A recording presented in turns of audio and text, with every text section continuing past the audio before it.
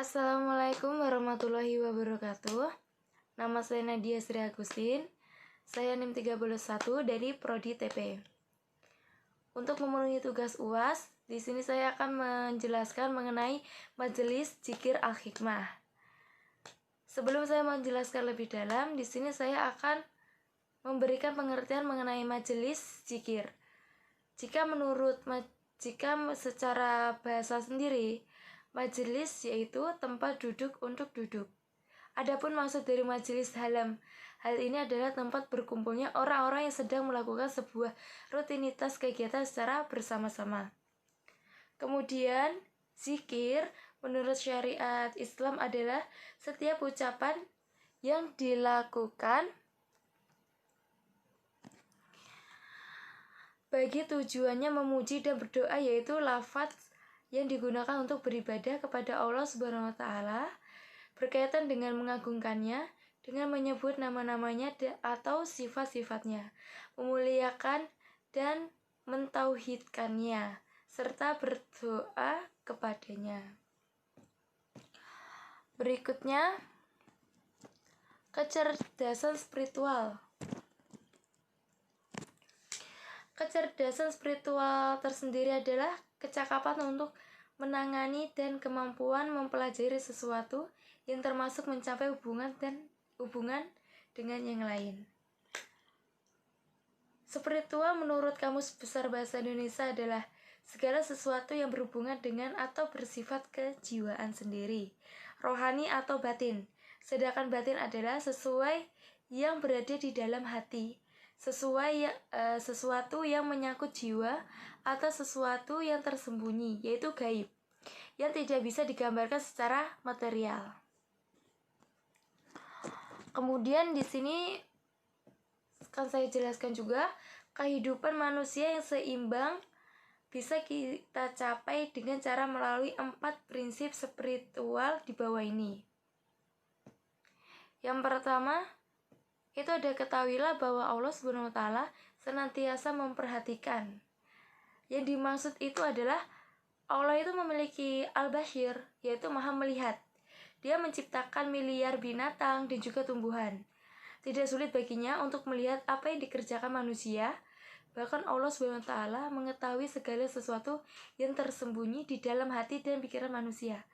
Contohnya, kemanapun kita berada, dimanapun kita sembunyi, apapun yang kita lakukan, apapun yang kita jalankan, itu Allah itu bakal tahu dengan tersendirinya. Kemudian yang kedua, percayalah bahwa semua kehidupan berhubungan dan bertujuan. Maksudnya yaitu manusia adalah makhluk sosial yang dimana keberlangsungan kehidupan manusia itu saling berhubungan dan ketergantungan. Misalnya itu manusia membutuhkan oksigen untuk bernafas. Bayangkan, jika Allah SWT tidak menyiapkan oksigen untuk kehidupan di dunia ini, pasti kehidupan manusia tidak akan lestari. Dan juga contoh berikutnya, kita itu membutuhkan pertolongan makhluk hidup lainnya. Jadi seperti saling imbal temimbal. Kemudian dengarkanlah suara hati. Suara hati merupakan sistem yang berada di dalam tubuh manusia yang disebut dengan intuisi. Intuisi selalu ada di dalam diri manusia jika manusia masih hidup dan ketajamannya bisa diasah. Intuisi berkaitan dengan kemampuan mengindra pesan-pesan dari gudang penyimpanan memori yang bisa disebut dengan suara hati. Contohnya itu tersendiri adalah ketika kita hendak melakukan sesuatu, hati kita berkata lain dan pikiran kita berkata lain. Jadi lebih kehendaknya kita mendengarkan suara hati kita. Kebanyakan itu suara hati kita itulah yang menjadi pilihan utama. Berikutnya, jadikan setiap hari suatu amal baru. Jangan menyisakan waktu untuk hal-hal yang sia-sia dan tidak berarti. Orang yang merasakan kesunyian, terus merasakan aktivitasnya yang positif adalah mangsa empuk setan. Jadi kalau misalnya kita sering bengong, kita selalu melakukan hal-hal yang negatif, terus kita kayak selalu buang-buang waktu, itu setan lebih gimana ya, itu setan itu seperti lebih memberikan peluang, ibaratnya kita memberikan peluang untuk setan menggoda kita agar kita selalu menjalankan hal-hal yang negatif.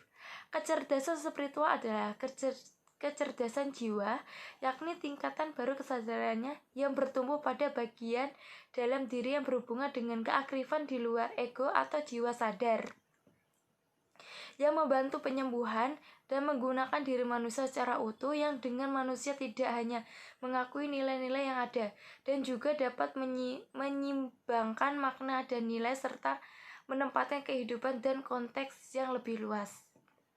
Berikutnya ada konsep zikir al-hikmah. Majelis zikir al-hikmah dibentuk secara formal. Yang membentuknya adalah tokoh ulama sufi karismatik di wilayah Surabaya, Jawa Timur. Kiai Haji Ahmad Asrori Al-Ishaqi adalah pendiri Majelis Zikir Al-Hikmah sekaligus pengasuh pondok pesantren Al-Fitrah di Surabaya. Beliau ini adalah salah satu putra dari pasangan Kiai Haji Utsman Al-Ishaqi dan Nyai Komaria binti Nyai Munaji Al-Ishaqi dinisbatakan kepada Maulana Ishaq, yaitu ayah dari Sunan Giri. Berikutnya, hal yang tak mudah dalam usia yang masih muda menjadi seorang mursyid. Banyak pengikut Kiai Haji Utsman Al-Ishaqi yang tidak mengakui Kiai Haji Ahmad Asrori Al-Ishaqi sebagai pengganti yang sah.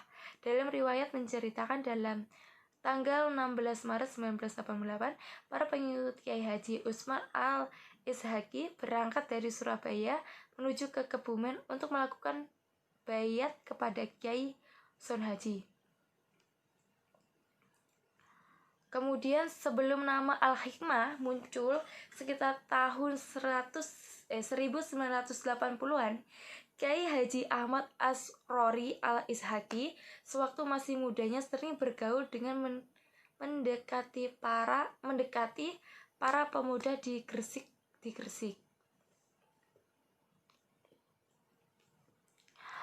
Awal nama Al-Hikmah muncul pada saat para santri pondok pesantren Al-Fitrah ketika menulis surat undangan majelis untuk disebarkan kepada jamaah. Mereka tidak pernah lupa menulis kata Al-Hikmah dibagikan pojok kanan bawah kertas undangan tersebut.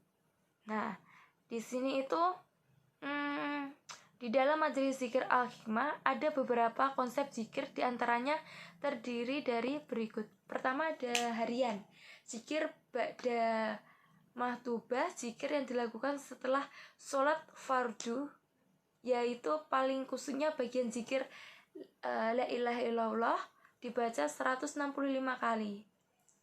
Yang kedua ada mingguan. Mingguan itu berupa ikil ada kegiatan majelis zikir yang dirintis oleh Kiai Haji Asrori Al-Ishaq langsung melalui tawasul kepada Allah SWT yang diteruskan Imam Kusui dalam setiap wilayah masing-masing. Kemudian ada bulanan, yaitu berupa manakib istiqomah seperti sawal lisan, pitulasan yang dilakukan di berbagai wilayah dipimpin oleh Imam Kususi di wilayah masing-masing yang bertepatan pada tanggal 11 dan juga 17 bulan Hijriah.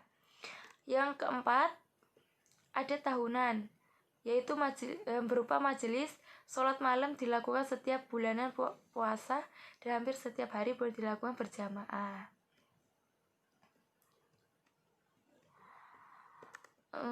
Yang pertama itu kalau diringkas,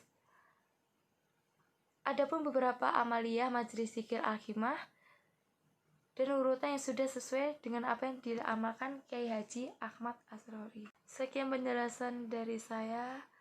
Kurang lebihnya jika ada salah mohon maaf.